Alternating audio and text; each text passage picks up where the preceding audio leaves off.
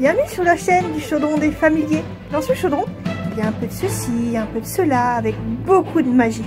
Des petites croix, de la couleur, des jeux, des créations, de mignons papillons, des surprises et surtout nos coups de cœur. N'oubliez pas de vous abonner et de nous laisser un petit commentaire.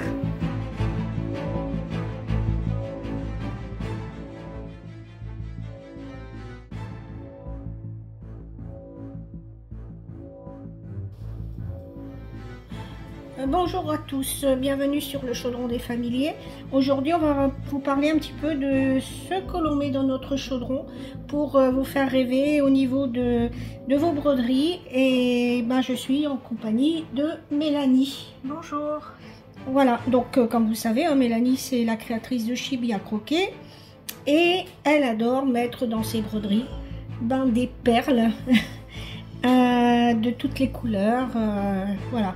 Donc je vais me permettre de lui poser quelques questions pour que vous en sachiez un petit peu plus sur ses choix et pourquoi c'est telle ou telle couleur dans les broderies par exemple. Voilà Mélanie, qu'est-ce qui t'a donné envie de mettre des perles déjà dans tes broderies?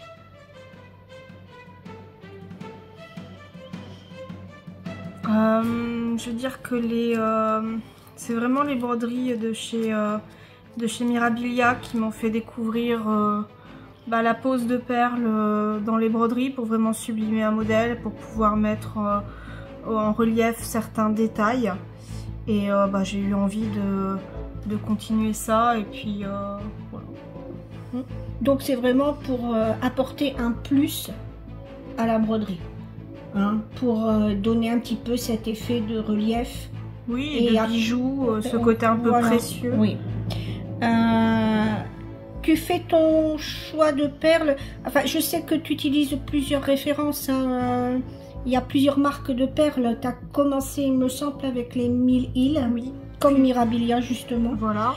Et puis pour passer au Miyoki. Au Miyoki, oui. Qui sont plus abordables. Oui. Oui, ils sont plus abordables. Il n'y a pas forcément les mêmes coloris non plus, donc ça permet d'avoir une palette encore plus large. Oui. Et puis c'est la même qualité. Et c'est la même qualité. Oui. Donc c'est sur la même régularité dans les perles. La même régularité pour un prix quand même inférieur. Oui. Donc plus intéressant pour toi et pour le client. Comme ça je peux en mettre plus. Voilà. Et comme ça tu peux en mettre plus. Voilà.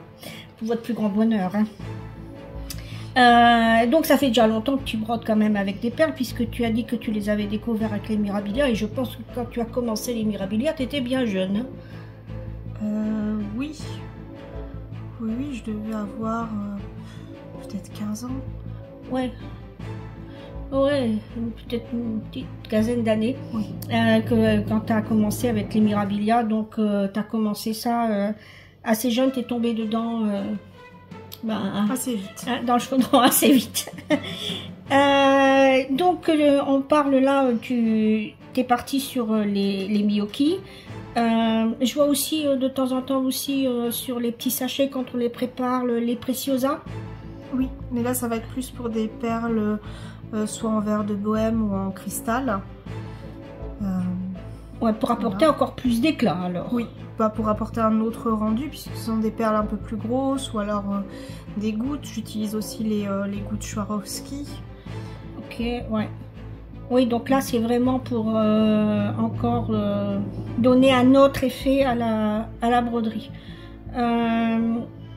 Pourquoi partir sur ce type de perles? Pourquoi pas juste sur une perle de rocaille toute simple? Parce que la rocaille n'est pas régulière du tout. On va avoir des perles qui seront toutes fines, des perles qui seront beaucoup plus épaisses, et du coup ça ne donnera pas ce côté régulier. Donc plus difficile à broder. Ça va pas être plus difficile, mais ça donnera un côté plus brouillon. À la broderie? Oui. D'accord. Est-ce que les perles sont apposées toujours de la même façon, ou selon le modèle, tu les poses différemment? Oui, alors la façon la plus simple c'est de la prendre dans une croix. Mais on peut également en enfiler plusieurs d'affilée, puis venir juste maintenir le fil avec quelques petits points pour donner un côté un peu plus arrondi et un peu plus naturel. Tout dépend le type de choses qu'on veut faire avec et comment on doit les placer. Moi je pense qu'on fera un petit tuto, tu feras un petit tuto pour montrer aussi comment mettre les perles, de les mettre de différentes façons aussi. Je pense que ça intéressera pas mal de brodeuses, que tu expliques un petit peu cette façon de faire, hein, pour poser les perles. Là je vois, ben voilà, tu as reçu un choix encore ben, bien garni de perles qui vient se rajouter, oui, déjà à ce que tu as. Est-ce que tu peux parler un petit peu comment tu fais pour t'y retrouver dans toutes ces perles? Comment tu les ranges? Dans des petits godets de ce type, avec la référence notée. Et puis bon, moi ça me permet, comme c'est transparent, de pouvoir poser plusieurs petits tubes les uns à côté des autres pour voir si jamais les couleurs s'harmonisent bien, pour pouvoir poser également à côté de mes fils à broder pour voir si jamais c'est les bons tons, si tout va bien ensemble. D'accord. Et ces petits godets sont rangés dans quoi? Dans une boîte. Voilà, les fameuses mallettes à broderie diamant. Voilà. Hein, donc bien utile. On peut peut-être montrer la plus petite, ça passera peut-être mieux à la caméra. Voilà. Voilà, vous allez pouvoir voir. Voilà, il y en a de différentes tailles. Hein. Vous en avez vraiment, voilà, de différentes tailles. Là, c'est la plus petite taille, je crois. Oui. Les pots sont beaucoup plus petits. Les pots. Non, non, les pots sont pas plus petits. Oui, parce qu'il faut faire attention, parce que je crois qu'il y a eu des doubles étages et il y avait des pots plus petits. Oui. Et maintenant, je pense qu'ils ont fait le double étage avec les pots de cette grandeur-là. Oui. Ok. Donc une astuce, hein, pour ranger vos perles. Selon les références, tu les classes selon les références. Alors selon la marque, j'ai plusieurs boîtes et ensuite je les classe par référence. Ouais, pour t'y retrouver, parce que voilà, je vois quand même qu'il y a un choix de couleurs qui s'agrandit au fur et à mesure. Voilà. Alors ça, voilà, ce sont toutes des perles que tu prends pour faire un choix par la suite. Oui, il y en a certaines que j'utiliserai, il y en a d'autres non. Voilà, c'est vrai que les couleurs sont pas forcément les mêmes sur les sites internet, donc ça me permet de les voir en vrai et puis de voir ce que je peux en faire aussi. Parce que tu testes tout le temps les perles avec la couleur de mes fils, de tes fils et de la toile. Oui. Hein? Oh. Et qu'est-ce que on peut encore ah oui, au niveau des box des sorcières, je sais que tu as fait quelque chose qui ne se faisait pas forcément en broderie, c'est la première fois que je le voyais. Tu as utilisé vraiment une sorte de perle spéciale, des véritables... des perles en pierre, oui. Voilà. Est-ce que tu peux montrer un exemple? Voilà, parce que celles qui ont brodé, les sorcières qui sont sorties en box ont la chance de pouvoir broder de véritables pierres, qui est toujours en rapport quand même, je crois, avec... Voilà, c'était de l'obsidienne. J'ai du rubis aussi pour... on va le mettre là. Voilà.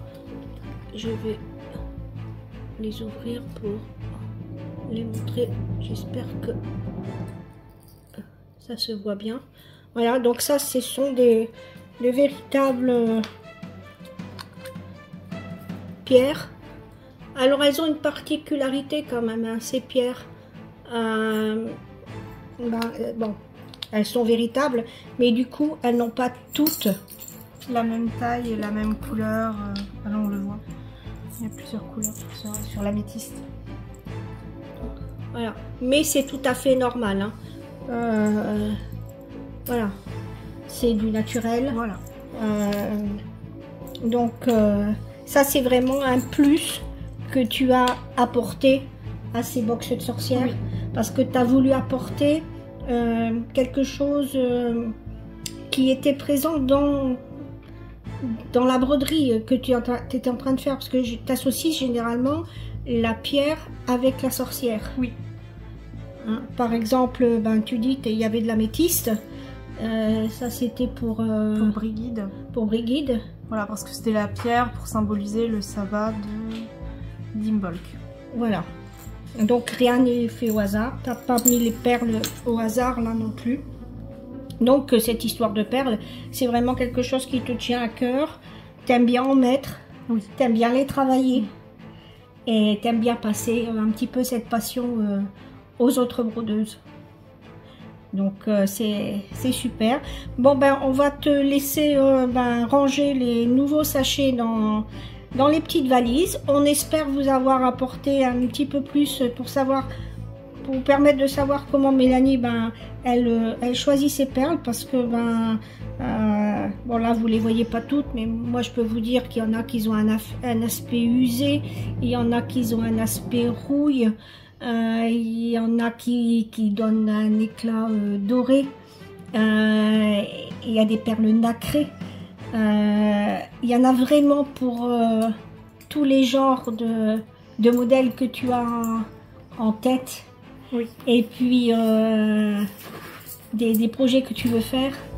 Et parfois, c'est même pas les perles que tu choisis, c'est parce que tu trouves encore mieux. Ah oui. Des trouvailles tout le temps. Voilà, tu fais des découvertes tout le temps, parce que c'est, en tout cas c'est génial. Vous avez déjà pu découvrir pas mal de perles avec des aspects différents, notamment dans les box de sorcières. Dans la box de Ceridwen, par exemple, il y avait ce genre de perles là. Alors je sais pas si, mais non, on n'a pas de...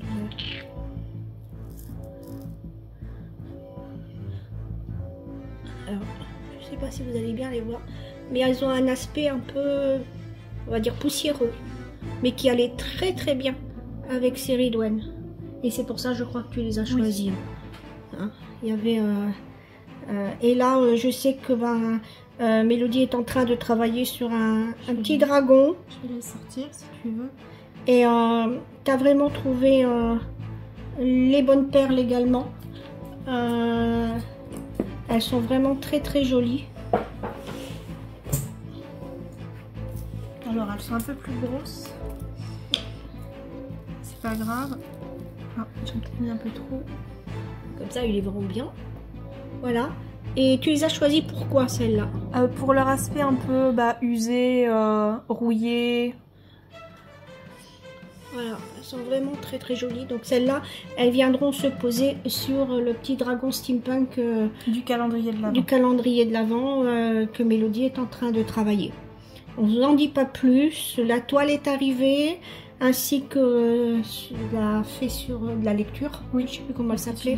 La petite fille de la lecture, je ne sais plus son nom.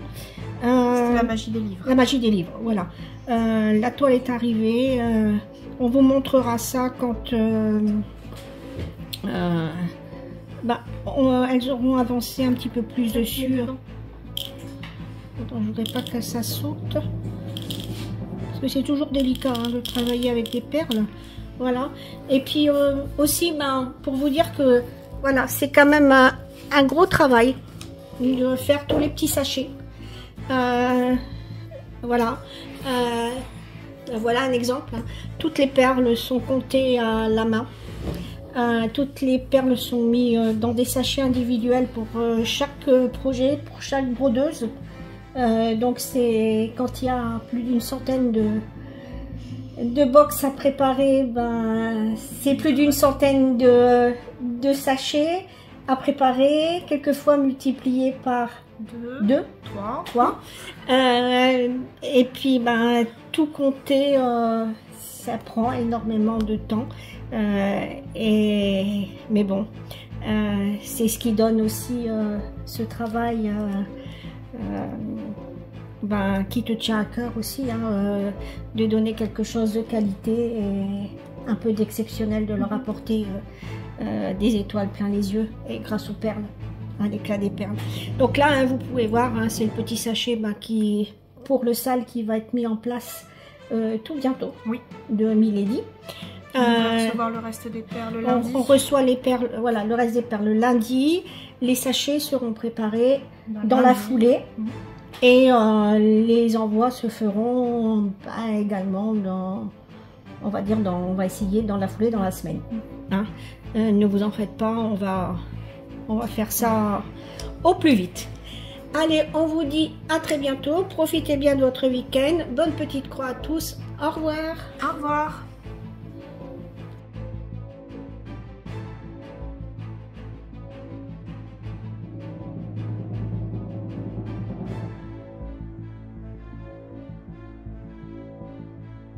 Bye bye, à bientôt pour une nouvelle vidéo.